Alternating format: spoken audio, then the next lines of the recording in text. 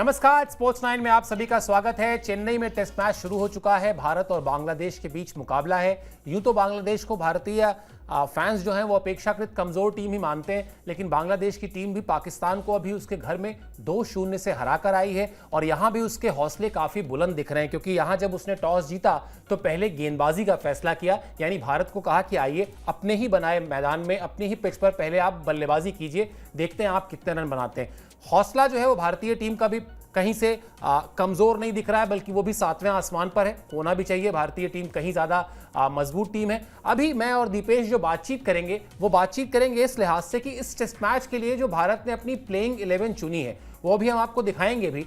उस प्लेइंग 11 के मायने क्या हैं, ये आपकी स्क्रीन पर है प्लेइंग 11। पहले मैं इसको पढ़ देता हूं। यशस्वी जायसवाल, शुभमन गिल मतलब कप्तान, रोहित शर्मा तो वही है सबसे पहले, विराट कोहली, केएल राहुल, ऋषभ पंत, रविंद्र जडेजा, आर अश्विन, आकाशदीप, जसप्रीत बुमराह, मोहम्मद सिराज। दरअसल इस टीम पर अलग से बात करने का जो मकसद है वो ये है कि इस टीम के प्लेइंग 11 के मायने को समझा जाए। और पहला जो मुझे इस टीम के प्लेइंग 11 को देखकर दीपेश जो पहली खुशबू कह लें, पकवान घर में पकना शुरू होता है तो जैसे हल्की सी शुरुआती खुशबू जो आती है ना, वो खुशबू मुझे तो यही लग रही है कि भाई ये वर्ल्ड टेस्ट चैंपियनशिप की तरह के को लिहाज के दिमाग में रख के उसके लिहाज से टीम चुनी गई है। ये बांग्लादेश के खिलाफ प्लेइंग 11 थोड़ा ज्यादा मजबूत दिखाई दे रहा है मुझे तो। बिल्कुल सर, ना कोच गौतम गंभीर और ना ही कप्तान रोहित शर्मा कोई छोटी सी भी कमी अपनी तरफ से नहीं छोड़ना चाहते। पूरी परफेक्ट प्लेइंग 11, मतलब अब वही बात है कि अगर यही टीम खेल रही होती है ऑस्ट्रेलिया में तो आपको सेम ही टीम वहां भी नजर आती। प्लेइंग 11 की पूरी की अगर बात की जाए, बल्लेबाजी लाइनअप सर देखिए, मतलब कहीं ना कहीं यशस्वी जायसवाल हैं,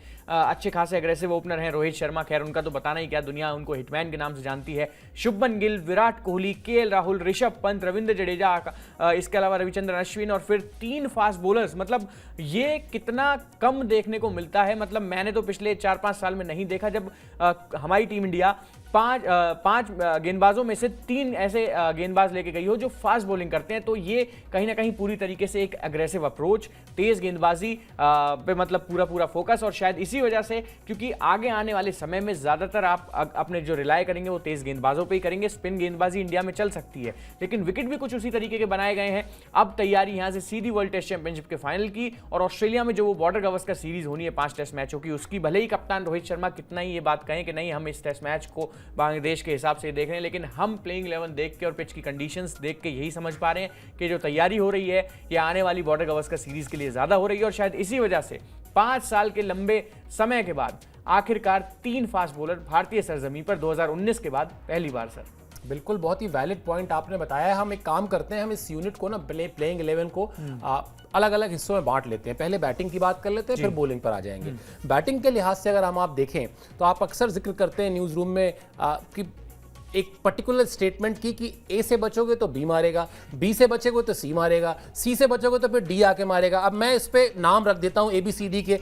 आप यशस्वी जायसवाल, रोहित शर्मा बचिए, बच गए मान लेते हैं तो शुभमन गिल, उनसे बचिए, उनसे भी बच गए तो लीजिए विराट कोहली, उनसे भी बच गए तो केएल राहुल, उनसे भी बच गए तो फिर ऋषभ पंत।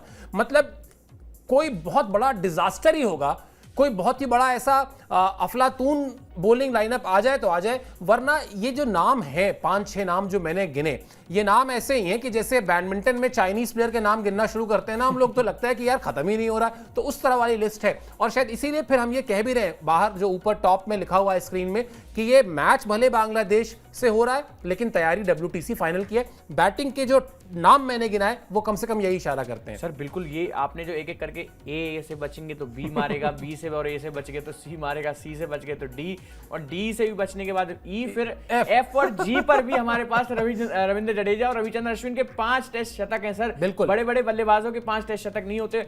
इतनी शानदार प्लेइंग 11। और अब तो खैर बात की क्या जाए भाई, लॉर्ड्स में मोहम्मद शमी की भी एक हाफ सेंचुरी है, वो भी बड़े अच्छी बैटिंग वहां करके आए। तो हम अब वही हमारा है सर, जैसे एक समय पे इंग्लैंड की टीम खेला करती थी, 11 बल्लेबाज हैं तो 11 ही कहीं ना कहीं उनमें से 6-7 ऐसे होंगे जो गेंदबाजी भी जानते हो। तो उसी तरीके की प्लेइंग 11 तैयारियां सीधी। इंग्लैंड ने वर्ल्ड कप जीता था 2019 का, उससे पहले जो 3 साल वनडे क्रिकेट उन्होंने खेला था, सर इसी हिसाब से खेला था कि हम सीधा वर्ल्ड कप का फाइनल खेलेंगे अपने घर में। एक भी दिन उन्होंने ऐसा कुछ नहीं था कि चलो ये एक्सपीरियंस कहीं ना कहीं एक्सपेरिमेंट करके देख लेते हैं कि इस बॉलर को उतार दें, ऐसा कर दें। नहीं, उन्होंने हमेशा Jason Roy, Alex Hales, Jonny Bairstow, जिसकी बात वहीं से ये बात निकल के आई थी एक दिन सर माइकल वॉन ने कहा था कि भाई आप बचेंगे किस किस से, जेसन रॉय से बच गए तो एलेक्स हेल्स मारेंगे, हेल्स से बच गए तो बेस्टो मारेंगे, उनसे भी कहीं ना कहीं आप बच गए तो जो रूट मारेंगे, और वरना फिर ऑयन मॉर्गन और बेन स्टोक्स तो है ही। तो ये ही प्लेइंग 11 अब कहीं ना कहीं हमारी ऐसी बन चुकी है। जैसा सर ने अभी बताया कि यशस्वी जायसवाल पहले तो बचेंगे नहीं, बच गए कोई इक्का दुक्का इधर उधर हो गया तो रोहित शर्मा है, उनसे बचेंगे तो फिर शुभमन गिल अपने आप में बड़े हार्ड हिटिंग करने के लिए वो भी जाने जाते हैं, ये इन्होंने भी खूब T20 क्रिकेट खेला है। फिर विराट कोहली, हल्का सा आप थोड़ा सांस ले सकते हैं कि भाई हाँ ये थोड़ा स्टेबल क्रिकेट खेलेगा, आराम से मारते तो वो भी बहुत है। फिर ऋषभ पंत, वो स्पिनर्स को स्पिनर्स ही नहीं समझते, फिर उनसे भी बच गए तो KL राहुल। तो ये एक पूरी तैयारी सर WTC फाइनल की। अब यहाँ से एज देने का मतलब है भी नहीं, क्योंकि एक चीज बड़ी पिछले बार जब हम वर्ल्ड टेस्ट चैंपियनशिप का फाइनल ऑस्ट्रेलिया के अगेंस्ट खेले थे तो थोड़ी सी खटकी थी मेरे को कि IPL खेल के आ रहे हैं, IPL के तुरंत बाद पहुंच गए WTC का फाइनल खेलने, और अजिंक्य रहाणे पता नहीं जो सीन में कहीं से कहीं तक थे नहीं, वो एकदम से आ जाते हैं। तो अब यहां से 10 टेस्ट मैचेस हैं। रोहित शर्मा ने अपने बयान में जब प्लेइंग 11 की बात हो रही थी तो इस बात का जिक्र भी किया कि 10 टेस्ट मैच हैं, 1 test match at a time, और उसी हिसाब से उसी लिहाज से अगर देखा जाए तो कप्तान और कोच दोनों ने बल्लेबाजी में तो कहीं से कहीं तक कोई कमी छोड़ी है नहीं। पूरी टीम जो उतरनी चाहिए थी, चाहे यही टीम उतरती ऑस्ट्रेलिया में, कल को इंग्लैंड होता तो उसमें भी यही उतरती, साउथ अफ्रीका होता तो वहां भी यही खेलती, और न्यूजीलैंड होता तो भी वहीं खेलती। अब यही चीज बांग्लादेश के अगेंस्ट हम अपनी तरफ से कोई कमी नहीं छोड़ रहे हैं। बिल्कुल। और दीपेश, 2 बल्लेबाजों पे खास तौर पे बात करना चाहेंगे, और वो इंपॉर्टेंट है बात करना। एक ऋषभ पंत का इस लिहाज से कि चोट लगी थी, चोट के बाद IPL खेले, T20 खेले, लिमिटेड ओवर्स में वापसी कर ली, लेकिन टेस्ट मैच में वापसी का मतलब है कि अब आप उनकी फिटनेस को लेकर कहीं से इंच भर भी कोई डाउट अब नहीं है। अगर आप उनको टेस्ट मैचेस में अब मौका देना शुरू कर रहे हैं तो टेस्ट मैच में पहला टेस्ट मैच है ये वापसी के बाद। दूसरा, KL राहुल चोट की वजह से बाहर हुए थे, चोट की वजह से बाहर होने के बाद आए हैं। कप्तान ने कहा नहीं, हमारी टीम का एक रूल है कि जो खिलाड़ी चोट की वजह से बाहर होता है वो ड्रॉप नहीं किया गया है, वो बाहर हुआ चोट की वजह से, और चोट किसी को भी लग सकती है। इन दोनों खिलाड़ियों को यहां से हर एक टेस्ट मैच में, मतलब ये तो पहला टेस्ट मैच है, इसके बाद से अब जितने टेस्ट मैच होंगे इन दोनों खिलाड़ियों को देखना बहुत इंटरेस्टिंग रहने वाला है। बिल्कुल सर, खासकर ऋषभ पंत को, मतलब मैं पर्सनली अगर आप आज की डेट में पिछले 4-5 साल में पूछेंगे कि भाई हाँ किसको देख के आंखों को सुकून मिलता है टेस्ट क्रिकेट में, तो वो ऋषभ पंत हैं। डेफिनेशन ही बदल देते हैं सर टेस्ट क्रिकेट की, बिल्कुल। और कितने ऐसे मौके आए जब हमारी टीम प्रेशर में होती है, बहुत बार ऐसा होता है कि ऋषभ टिका रह जाए तो किसी तरीके से टेस्ट मैच ड्रॉ करवा ले टीम इंडिया, वहां उन्होंने अटैक करके जीत कहीं ना कहीं हमारे लिए ऐसा बना दिया माहौल कि अब जीत भी सकते हैं इस टेस्ट मैच को। तो एक इस तरह का बल्लेबाज हमारे पास 4-5 नंबर पे है, और ये तो खैर सर अपने आप में एक अच्छी फीलिंग है ही कि अब विकेट कीपर्स भी हमारे मैच विनर्स हैं। वरना पहले एक समय पे हुआ करता था कि विकेट कीपर का कितनी सी भूमिका थी कि थोड़े बहुत रन कर दे और गेंद अच्छी तरीके से पकड़ ले। तो ये तो महेंद्र सिंह धोनी, राहुल द्रविड़ और ऋषभ पंत ने इस चीज को तो बिल्कुल, और ऋषभ पंत 5 टेस्ट सेंचुरी इनकी हैं, जिनमें से 6 हैं, जिनमें से 4 आई हैं इनकी सेना कंट्रीज में। तो ये सबसे बड़ा फैक्टर हमारी टीम के लिए है। और दूसरा KL राहुल सर, 2 प्लेयर्स पे आपने इंपॉर्टेंटली इसलिए भी बात की क्योंकि दोनों ही टीम में नहीं थे पिछले कुछ समय पहले तक। इनमें खूब खिलाड़ी बदले, सरफराज आए, ध्रुव जुरेल आए, या फिर उन्होंने अच्छा परफॉर्मेंस भी किया लेकिन इनको वापस टीम में लेके आए। और एक अच्छा और क्लियर मैसेज किस तरीके से हमारे कैप्टन ने दिया भी है, प्रेस कॉन्फ्रेंस में साफ साफ ये बात बोली थी कि जब वो टीम से बाहर निकले थे तो उस वक्त भी 80+ रन करके गए थे इंग्लैंड के अगेंस्ट, या फिर वो साउथ अफ्रीका की वो सेंचुरी उन्होंने मेंशन की जहां उन्होंने गेंदबाजों के साथ खेल के सेंचुरियन में शतक बनाया था, वहां भी टेस्ट मैच बचाया था टीम के लिए। तो KL राहुल बड़ा अहम हिस्सा है वो हमारी टीम के। और मैं एक बात लगातार कहता हूं कि 80 ओवर के बाद गेंद बदलती है। ये जो 5 बल्लेबाज ऊपर के दिख रहे हैं ना, ये 80 ओवर सर खेल लेंगे, उसके बाद आपको एक ऐसा खिलाड़ी चाहिए होता है जिसको नई गेंद खेलनी आती हो। बिल्कुल। और आप ये उम्मीद आर अश्विन से नहीं करेंगे, ये उम्मीद आप रविंद्र जडेजा से नहीं करेंगे कि नई गेंद भाई आ रही है, अब तुम्हें किसी न किसी तरीके से सर्वाइव भी करना है और रन बनाना है। ये उम्मीद सिर्फ KL राहुल से की जा सकती है क्योंकि टेस्ट क्रिकेट में लंबे समय तक ओपनिंग भी की है उन्होंने। बिल्कुल। और KL राहुल फिर अपने इर्द गिर्द उस बल्लेबाजी को चला सकते हैं। मतलब रविंद्र जडेजा के, अभी आप ही बता रहे थे कि रविंद्र जडेजा और आर अश्विन के टेस्ट क्रिकेट में जितने शतक हैं उतने अच्छे बल्लेबाजों के नहीं होते। तो इसका यह मतलब नहीं कि वो नहीं खेल सकते, नई बॉल पे खेल सकते हैं, लेकिन फिर वहां पर जो एंकर की भूमिका है वो भूमिका KL राहुल की होगी, वो जिम्मेदारी वो निभाएंगे, बाकी ये दोनों जो है उसको फॉलो करेंगे। ऐसी रणनीति लेकर भारतीय टीम, हमने इसीलिए ये जो वीडियो हम कर रहे हैं सब्सक्राइबर्स को एक बार फिर बता देते हैं, मैच तो चल ही रहा है, मैच में भारतीय टीम के खिलाड़ी बल्लेबाजी भी कर रहे हैं, लेकिन उस प्लेइंग 11 के मायने क्या है, कैसे उस प्लेइंग 11 का पोस्टमार्टम किया जाए, वो समझने की कोशिश कर रहे हैं। थोड़ा चीर फाड़ करें, जरा समझें कि तैयारी दिमाग में चल क्या रही है भारतीय टीम के। बल्लेबाजी के लिहाज से हमने बात की, अब गेंदबाजी पर आते हैं।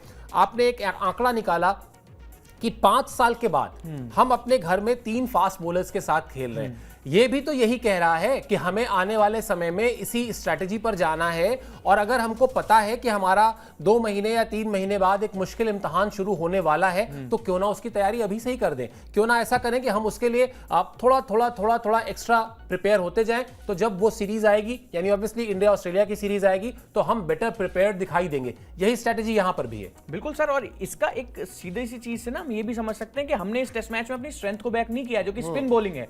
चाहते तो स्पिन ट्रैक बना सकते थे, बांग्लादेश को 3 दिन के अंदर निपटा देते, कोई दिक्कत वाली बात नहीं थी। बड़ी बड़ी टीमें यहाँ एकदम फेल हो जाती हैं, लेकिन उसके बावजूद भी हमने विकेट्स बनाई फास्ट बॉलिंग के हिसाब से, ये जानते हुए भी कि बांग्लादेश के पास भी अच्छे खासे तेज गेंदबाज हैं, लेकिन हम इस चीज से डरे नहीं, हम तैयारियां कर रहे हैं आगे के लिए। तो ये हम अपने आप को बहाना नहीं दे सकते कि 3-4 स्पिनर्स लेके टीम में हम उतर जाएं, कुलदीप यादव रख लें, 2 स्पिनर्स हमारे पास हैं और वो जल्दी से इनको हरा भरा के जल्दी मैच खत्म कर दें 3-3.5 दिन में। नहीं, हमने फास्ट बॉलिंग की विकेट बनवाई है, पिच सॉफ्ट है, ताकि दोनों टीमों के फास्ट बॉलर्स को मदद मिले, और जब दोनों टीमों के फास्ट बॉलर्स को मदद मिलेंगे तो असलियत में तैयारी होगी ऑस्ट्रेलिया की और वर्ल्ड टेस्ट चैंपियनशिप की फाइनल की। क्योंकि इंग्लैंड में जब लॉर्ड्स में वो फाइनल खेला जाएगा तो वहां आप 3 स्पिनर्स नहीं उतारेंगे, वहां 1 स्पिनर सिर्फ उतरता है और आपके 4 फास्ट बॉलर खेलते हैं। उसमें भी एक सपोर्टिंग रोल में एक फास्ट बॉलर आपके पास होता है, सिर्फ 1 स्पिनर होता है, और उसके लिए शायद कहीं ना कहीं हार्दिक पांड्या को भी गौतम गंभीर ने तैयारियां कराना शुरू कर दिया रेड बॉल से। सर, ये अपने आप में दिखाता है कि हार्दिक को इतने साल के बाद, करीब 8-9 साल के बाद उस सिनारियो में लेके आना,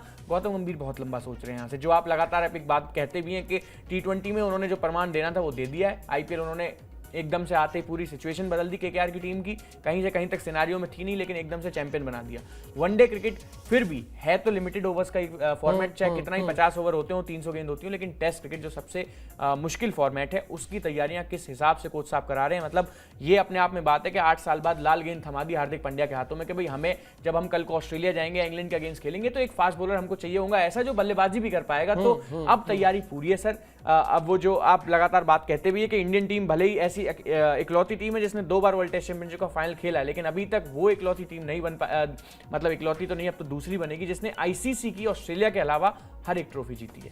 बिल्कुल, और अब मैं थोड़ा सा इसमें आपके उत्साह को और बढ़ा देता हूँ। इसी टीम में अब एक नाम और जोड़ लीजिए, क्योंकि वो फिटनेस के काफी करीब है, बस उन्होंने रिस्क नहीं लिया, और वो नाम है मोहम्मद शमी का। तब इसी बॉलिंग लाइनअप की जो चमक है वो मतलब कितनी 10-20% तो और बढ़ी जाएगी।